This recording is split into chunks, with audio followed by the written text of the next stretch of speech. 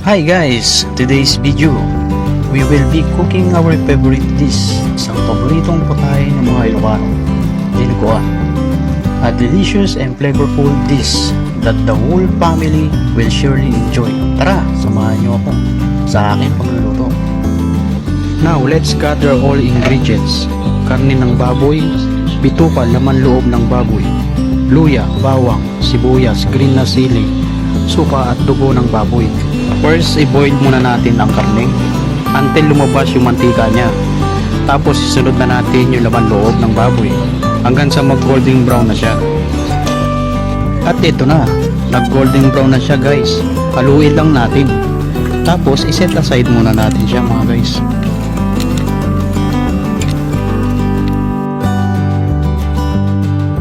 Magpainit muna tayo ng mantika. Igisa natin ng bawang, sibuyas, luya. Haluin lang natin hanggang mag golden brown na siya. Sunod, ilagay naman natin ang dugo ng baboy.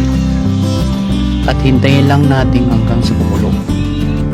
Next, budbudan natin siya ng paminta at iba pang mga pampalasa according to our taste buds. Tapos ilagay na natin ang sinet aside natin karne kanina. Tapos haluin lang natin. At ilagay na natin ang siling green. Takpan lang natin ito ng 10 to 15 minutes. Ito na guys, ready na. Luto na ang paboritong putahe ng mga Ilocano. Our yummy, delicious, flavorful na dinuguan. Thank you very much and see you in next video guys.